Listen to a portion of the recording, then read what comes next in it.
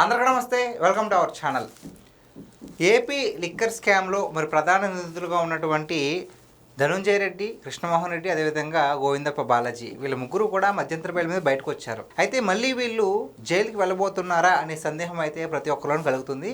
ఈ అంశం పైన మనతో పాటు విశ్లేషించడానికి ఉన్నారు పొలిటికల్ అనలిస్ట్ శ్రీలీల గారు. మేడం నమస్తే అండి. నమస్తే మేడం, మనం ఏవైతే చెప్పుకున్నామో so Krishnamohan Reddy, Dhanunjaya Reddy, Govindappa Balaji AP liquor స్కామ్లో ఢిల్లీ లిక్కర్ స్కామే అనుకుంటే దానికి మించిపోయింది ఏపీ లిక్కర్ స్కామ్.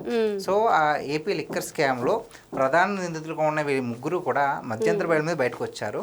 ఇప్పుడు మళ్ళీ లోపలికి వెళ్ళబోతున్నారు, జైల్లోకి వెళ్ళబోతున్నారు అనే ఏదో సమాచారం వస్తుంది. అసలు ఎందుకంటారు మళ్ళీ వెళ్ళాలి? వాళ్ళకి బయట ఉండటానికి అర్హత లేని వ్యక్తులు వాళ్ళంతా.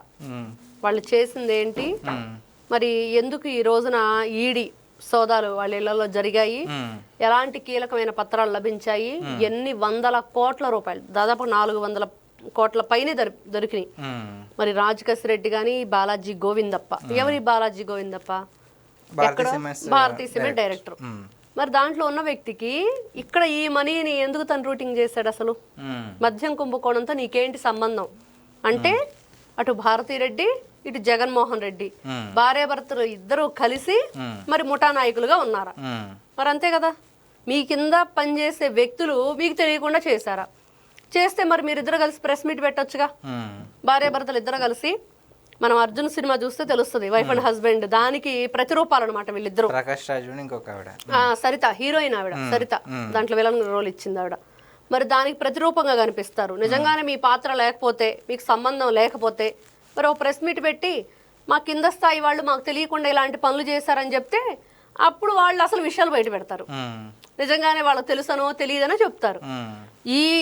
ఈ బాలాజీ గోవిందప్ప అనే వ్యక్తి భారతీయ సిమెంట్కి సంబంధించిన వ్యక్తి అయితే, వీళ్ళు సీఎంఓలో జాబులు చేస్తే కృష్ణమోహన్ రెడ్డి, వీళ్ళు ధనుంజయ రెడ్డి. మరి వీళ్ళు చేసిన కార్యక్రమాలు ఏంటి, ఎవరి కనుసన్నాలలో ఇవన్నీ జరిగినాయి.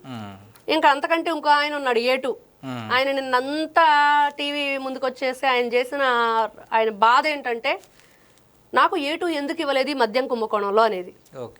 మీరు గమనించినట్లయితే ఆయన అన్ని మాట్లాడి నాకేదో ఇచ్చారు A5 A6 అని చెప్పి మరి ఏదో చెప్పుకొచ్చాడు. ఆయన బాధ అంతా విన్నాక అర్థమైంది ఏంటంటే, పాపం A2 ఇవ్వలేదు కదా అని. మరి ఇప్పుడు ఆయన కొత్తగా పార్టీ పెట్టబోతున్నాను అంటున్నారు.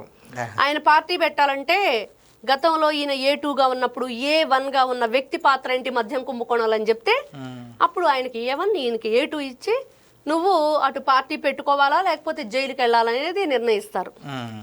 ఈ రోజున నువ్వు పార్టీ పెట్టాలంటే మరి విజయసాయిరెడ్డి అంత ఆషామాషి అయిన విషయం కాదు కదా. అతనికి నువ్వు నిజాయితీ పరుడువా, నీతి పరుడువా, అవినీతి పరుడువా అని పరీక్ష పెట్టాలి.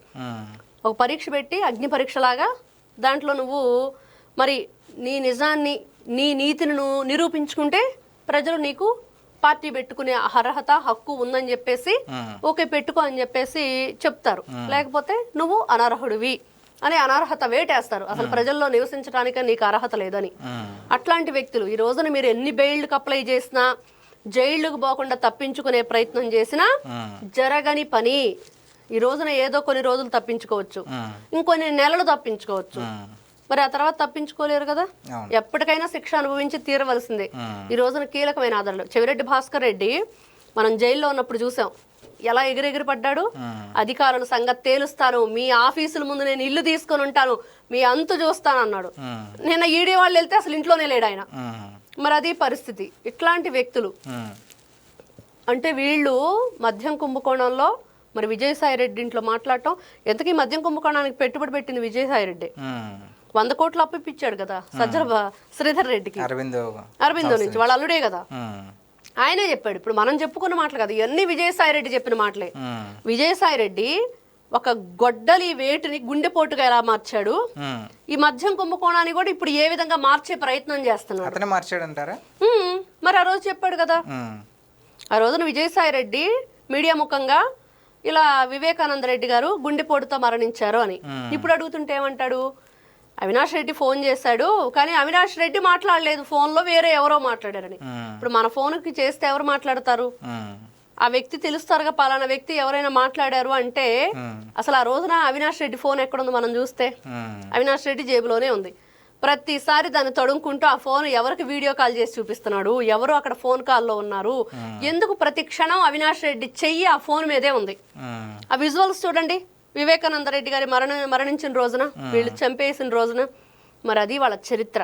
అంటే దేన్నైనా సరే తిమ్మిని బొమ్మించేస్తామన్నట్లుగా వీళ్ళు ఈ రోజున ఎలాంటి ఒక గేమ్ ఆడుతున్నారు. దాంట్లో ప్రజల్ని ఏ విధంగా వీళ్ళు పాపం వాళ్ళు అన్యం పుణ్యం ఎరగని వాళ్ళని వీళ్ళు చేసిన ఈ మద్యం కుంభకోణంలో ఎంతమంది పాపం బలైపోయారు. అంత ఘోరమైన పనులు చేసి ఈ రోజున ఏం తెలియనట్లుగా మరి మీకేమో జైళ్లలో దిళ్ళు కావాలి, దుప్పట్లు కావాలి, పరుపులు కావాలి, మంచాలు కావాలి, కుర్చీలు కావాలి, వీళ్ళకి ఏ సకల సదుపాయాలు కావాలి. ఇప్పుడు వీళ్ళకి వద్దా రంభా ఊర్వశి మేనకలు? ఆ రోజున అడిగారు కదా, ఇప్పుడు మీకు వద్దా రంభా ఊర్వశి మేనకలు? మరి అది వీళ్ళ చరిత్ర. కాబట్టి ఇట్లాంటి వ్యక్తులకి బెయిల్ రాకూడదు, బెయిల్ ఇవ్వకూడదు ఇట్లాంటి వ్యక్తుల్ని. ఏసీబీ కోర్టు కూడా నిరాకరించింది అని తెలిసింది.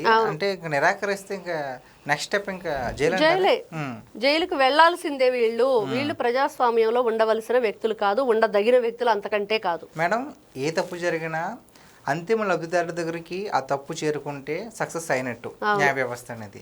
మరి ఇక్కడ చూస్తే గనక వీళ్ళని అరెస్ట్ చేస్తున్నారు, వీళ్ళని మళ్ళీ బయటకు వస్తున్నారు. కానీ మరి ఈ అంతిమ లబ్ధిదారుడు దొరికే అవకాశం ఉందంటారా? అదే నిన్న విజయసాయి రెడ్డి వచ్చి మాట్లాడాడు కదా, ఏం మాట్లాడాడో విన్నాం మనం. మరి ఆయన్ని A2గా చేసినప్పుడు ఆ A1 చెప్తే A2 వస్తాడు, ఈయన A2 అవుతాడు. ఆ A1 చెప్పట్లా, విజయసాయి రెడ్డి బయట పెట్టాలి. మద్యం కుంభకోణం గురించి ఫస్ట్ ఎవరి నోటి వెంట విన్నాం? విజయసాయి రెడ్డి. 100 కోట్లు ఇచ్చింది ఎవరని చెప్పాడు? విజయసాయి రెడ్డి. వాళ్ళ ఇంట్లోనే మీటింగ్ జరిగిందని చెప్పింది విజయసాయి రెడ్డి. ఇన్ని చెప్పిన విజయసాయి రెడ్డి మరి దీంట్లో అసలు కీలక పాత్రధారి ఎవరు, ఈ పాత్రలన్నీ పోషించింది ఎవరు అంటే మరి ఆ వ్యక్తి పేరు చెప్పాలి కదా. ఎందుకు చెప్పట్లేదు, ఎందుకు దాస్తున్నాడు? కాబట్టి అసలు దొంగ విజయసాయి రెడ్డి, ఆయన చెప్పాలి అసలు పై దొంగ ఎవరో. ఇవన్నీ తెలిసినప్పుడు ఖచ్చితంగా నిజంగా మీరంటున్నట్లుగా ఆ అంతిమ లబ్ధిదారుడు ఎవరైతే ఉంటాడో, ఆ అంతిమ దోపిడీదారుడు అంటాం, కరెక్ట్, లబ్ధిదారుడు అంటాం కన్నా ఆ దోపిడీదారుడు ఎవరైతే ఉంటారో వాళ్ళ దగ్గరకే ఈ కేసు వెళ్ళినప్పుడు నిజంగా న్యాయం గెలిచింది. మానవత్వం, ఎవరైతే ఈ ప్రజలు పాపం ఇబ్బందులు పడ్డారో, ఫస్ట్ వీళ్ళ ఆస్తులు నిన్న ఈడీ అటాచ్ చేసుకుంది కదా, అవన్నీ ఆ కుటుంబాలకు ఇచ్చేయాలి. వాళ్ళ ఆరోగ్య సమస్యలకి, ఆ పిల్లల పెళ్లిళ్ళకి, చదువులకి, వాటికి ఉపయోగపెడితే ఆ పాపం కొంత కడిగేసుకున్నట్లుండిద్ది. వాళ్ళు ఏదో చేసిన పాపం చెప్తే పోయిద్దని, ఈ రోజున వాళ్ళు చేసిన పాపం వాళ్ళు చెప్పకపోగా ఏం తెలియనట్లుగా మేము నీతి నిజాయితీకి నిదర్శనంగా ఉన్నామని చెప్పుకుంటున్నారు. కాబట్టి మానవత్వంతో మనం ప్రజాస్వామ్యాన్ని నిలబెట్టుకోవాలి అంటే ఖచ్చితంగా వీళ్ళ ఆస్తుల్ని అటాచ్ చేసి ఎవరైతే వాళ్ళ వల్ల బాధిత కుటుంబాలు ఉన్నాయో వాళ్ళందరికీ ఇవ్వటం బెటర్. నేను అనంతబాబు విషయంలో ఏం చెప్పుకున్నాం, ఆయన ఆస్తులు కూడా వాళ్ళ ఫ్యామిలీకి ఇవ్వాలని, అదే చెయ్యాలి. అలా చేస్తే వీళ్ళకి బుద్ధి వచ్చిద్ది, ఇంకొకరు చేయటానికి భయపడతారు. థ్యాంక్ యూ అండి. నమస్తే అమ్మా.